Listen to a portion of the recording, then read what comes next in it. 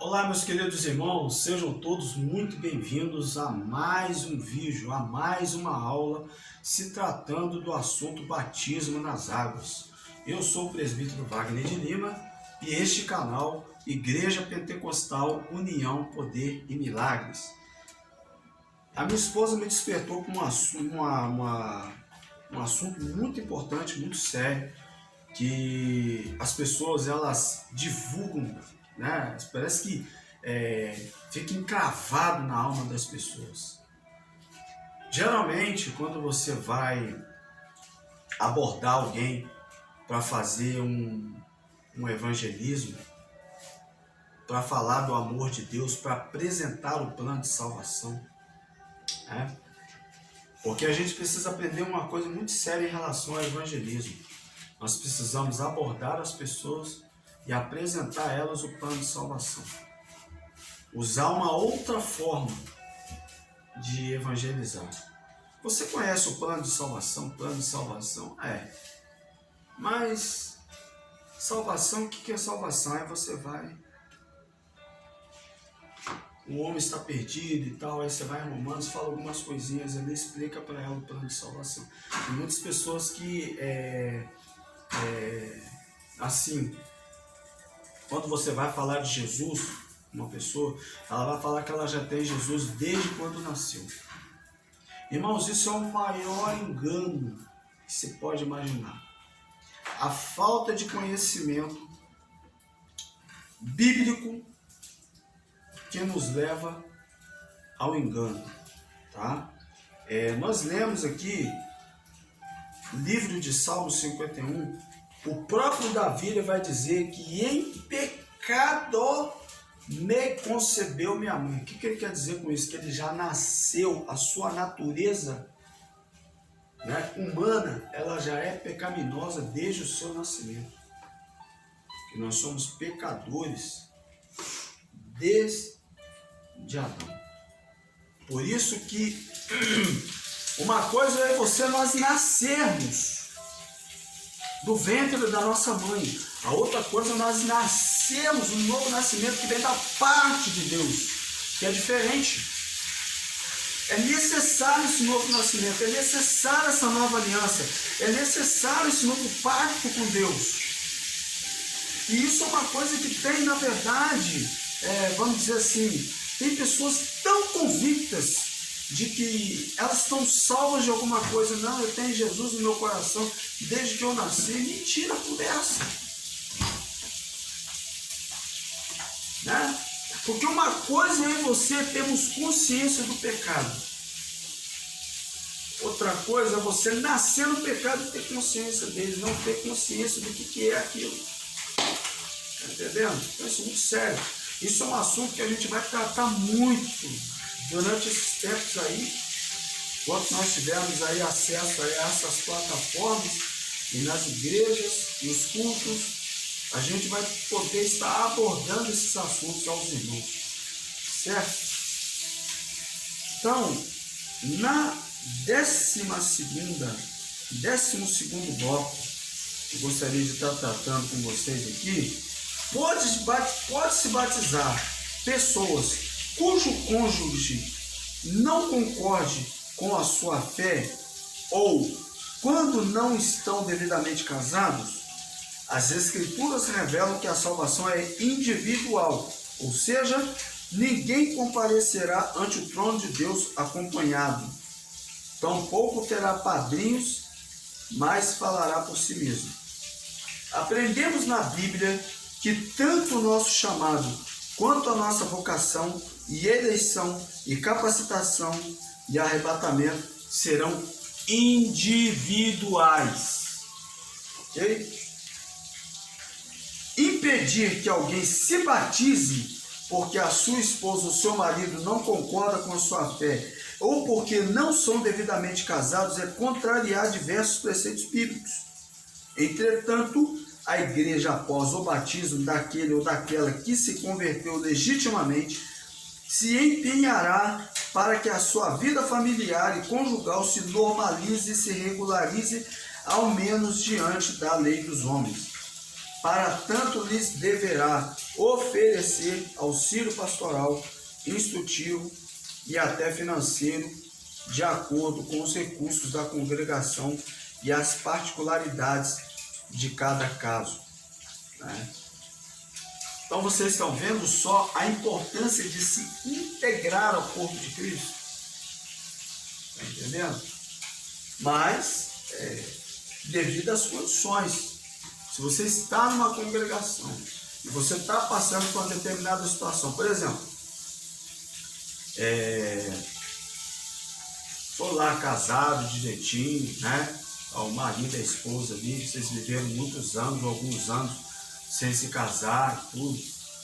Mesmo a igreja ela tendo condições, ela vai poder ajudar se ela tiver ali um irmão que é entendido no assunto. Até se tiver um advogado, bom seria se toda a igreja tivesse um advogado para poder lutar pela causa dos irmãos e na parte judicial.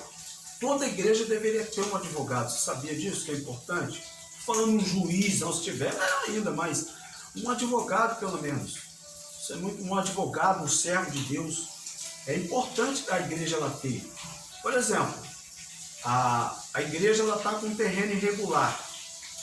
Caso o advogado ele vai chegar e falar assim: ô pastor, o terreno da igreja está assim, assim, assim, assim, o senhor está precisando de ajuda, tudo. Ah, mano, estou sim, precisando e tal, e quais são os documentos que a gente pode fazer, você está entendendo? Trazer aquele conhecimento que muitos de nós não temos, está entendendo? Porque a advocacia, a gente sabe que são, as leis, né, são inúmeras, o campo em matéria de leis é vasto, e há muitas coisas que não são do nosso conhecimento, que não é da nossa alçada, né? E aí, com certeza, Deus ali no seu reino tem pessoas preparadas para tratar desses assuntos, né?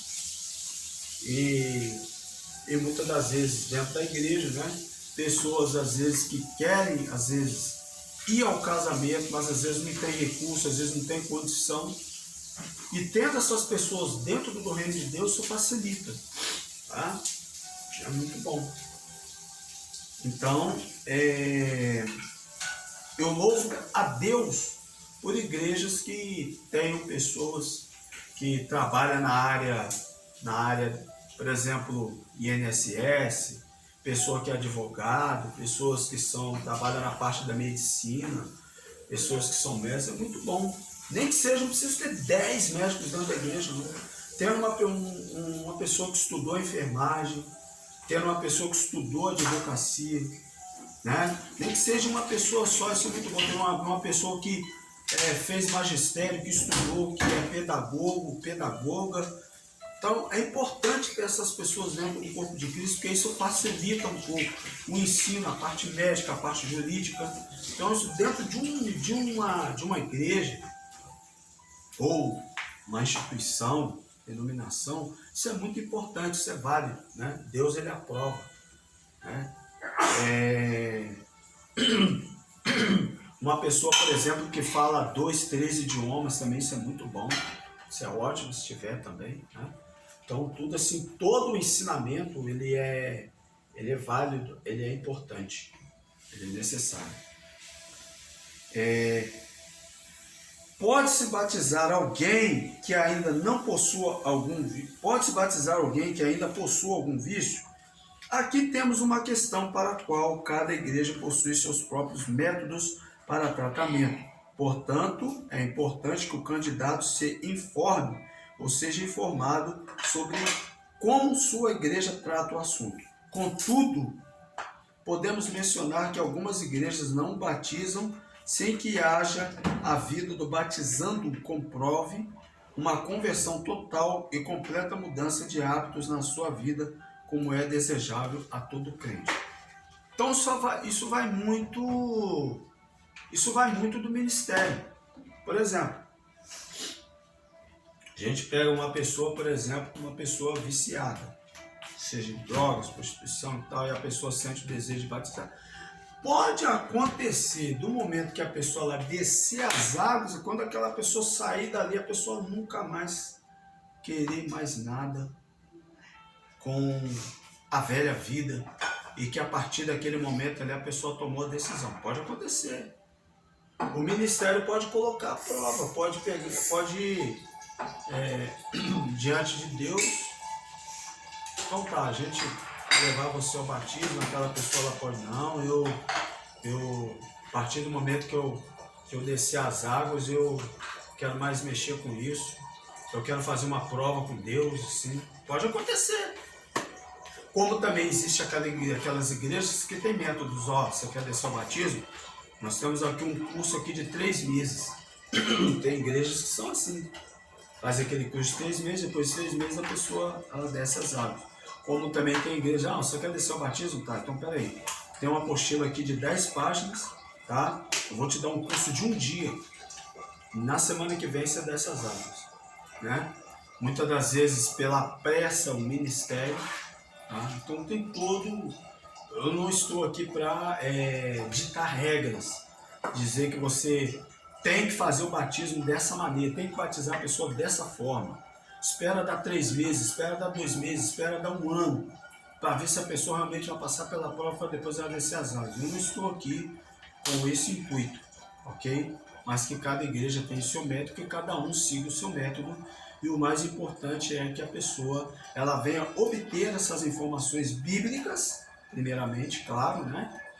E que ela venha a passar por esses passos do arrependimento, da confissão dos pecados e da conversão, que é o mais importante para que ela possa descer as águas. Ok? Vamos agora para a 7ª página. Outras, porém, entendem que apesar do chamado de Deus ser decisivo na vida de um novo convertido, ele poderá precisar de apoio e acompanhamento da igreja para abandonar os seus vícios, pois existem muitos casos de dependência natural severa de certas pessoas que desenvolvem seus corpos, o que inclusive já é uma constatação médica. Vício é patológico e é uma doença. Nessa posição em particular é que não se pode impedir ninguém de descer as águas do batismo quando o deseja sinceramente. Tá? Atos dos Apóstolos 8, 36, 37.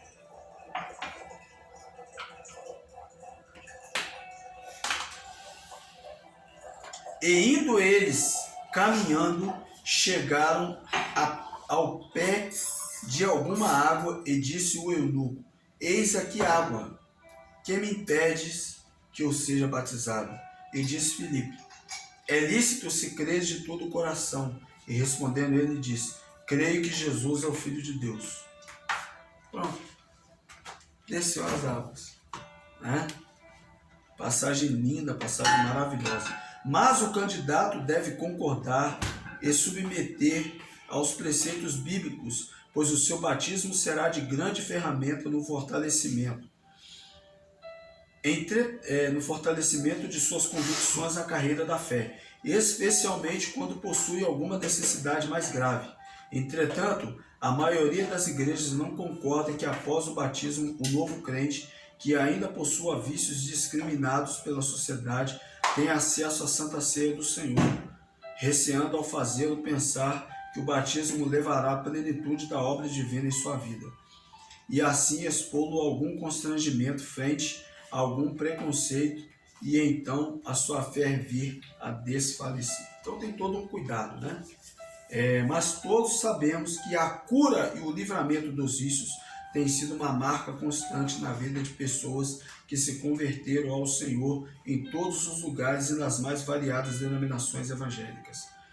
Portanto, neste contexto, a igreja local deverá amparar o seu novo membro com amor, instrução, acompanhamento, oração e também ajudá-lo no tratamento do seu vício quando houver uma dependência grave, até que seja liberto, possa cear novamente com seus irmãos sem ser medo de ter se prejudicado a santidade e a reverência das naturais dessa cerimônia. Ok? Então nós vamos dar uma pausa aqui e logo nós vamos entrar então para a nossa Aliás, vamos finalizar aqui na 14ª, estamos aqui na 7ª página, mas vamos finalizar aqui. Santa Ceia do Senhor. A mesa do Senhor, o batismo é tipo como a primeira das duas grandes ordenanças da palavra de Deus para a igreja. A segunda é a Santa Ceia. Enquanto a primeira estabelece, a segunda preserva e renova o cristão na comunhão com Cristo e com a sua igreja.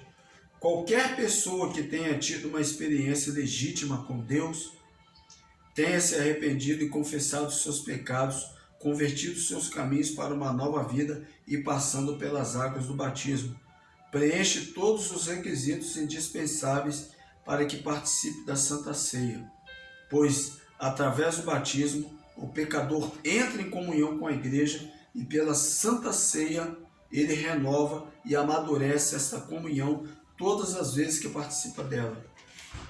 Todos estes passos são importantes, vista a grande responsabilidade que repousa sobre aquele que participa da mesa do Senhor. Porque o que come e bebe indignamente, come e bebe para a sua própria condenação, não discernindo o corpo do Senhor. Note que a mesa do Senhor não salva, mas participar dela indignamente condena. Discernir aqui significa compreender, diferenciar o certo do errado ao tratar a honra do corpo do Senhor. Ele é representado pela igreja, pois foi a ela que ele repartiu os seus dons.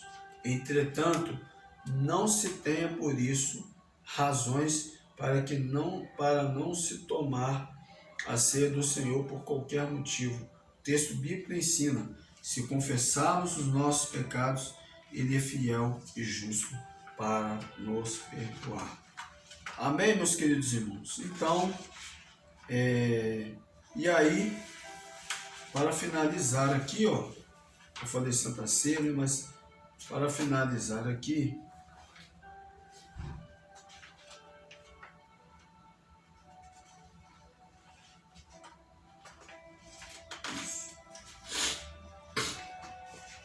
bom, 15º, bem-vindo à família. Se o amado ou a amada teve inagualável privilégio de conhecer a Jesus, experimentando o seu poder em sua vida, só resta agora atender a exortação de Paulo. E agora, por que te demoras? Levanta-te, receba o batismo e lava os teus pecados, invocando o nome de Jesus. E se o Senhor, nas pessoas do Pai, do Filho e do Espírito Santo, juntamente com a noiva, que é a igreja, dão-lhe boas-vindas à família de Deus. Como membro da igreja, como estudamos aqui, batizando-se e ceando, você entra definitiva e legitimamente na comunhão da igreja e a partir de então se torna beneficiário e beneficiado responsável pela integridade, funcionamento e manutenção dela, tanto no âmbito físico como o prédio e seus pertences, como no espiritual, orando e consagrando-se em favor de seus ministros e membros. Simultaneamente, você passa a ser participante das bênçãos de Deus e se torna mais um dos mais instrumentos dele para a conquista e a salvação dos que ainda não conhecem o caminho da verdade, entre os quais estão os seus parentes e amigos. Procure se informar com os demais irmãos ou com o ministério da igreja onde você vai congregar, no caso, nosso ministério, sobre as formas pelos quais você pode contribuir nessas áreas. A igreja cumpre os seus compromissos financeiros através das ofertas dos dízimos voluntários, através dos dízimos e das ofertas voluntárias, recolhidos de acordo com os métodos escolhidos por seus dirigentes e membros. Pergunte ao seu pastor ou dirigente como você poderia cumprir o seu dever nesta área, pois nas igrejas as arrecadações servem para a aquisição de literaturas como folhetos, revistas para a escola dominical, Bíblias para evangelismo, utensílios das salas de aula, recursos para visitas em hospitais, asilos e diversos outros lugares. Peça ao seu pastor que lhe apresente as instalações e atividades desenvolvidas pela sua igreja e busque identificar-se onde você poderia estar colaborando e participando. Mais uma vez, parabéns! Assim que já não sois estrangeiros e nem forasteiros, mas concidadãos dos santos e da família de Deus. Efésios 2,19. Tá? E aí nós temos aqui um questionário que você que já tem a sua apostila aí na sua casa, você pode estar preenchendo, ok? Então, que Deus nos abençoe, tá? Esta aí a nossa conclusão da apostila, né? Do assunto do que se trata o batismo nas águas. Então, eu sou o presbítero Wagner de Lima, este é o canal Igreja Pentecostal União, Poder e Milagres. Pastor presidente, pastor Jader Beltrão. A nossa igreja, ela se concentra na cidade de Barra Mansa, no bairro Cajueiro, na rua João Alvarenga, número 327. Os nossos dias de culto, terça-feira nós temos o culto de doutrina, que começa a partir das 19 horas. Nós temos os nossos cultos públicos na quinta-feira, nas quintas-feiras. Nós temos também os nossos trabalhos de libertação, que começa a partir das 15h30 aos sábados, e também a oração da renúncia também, com aqueles que assim desejarem.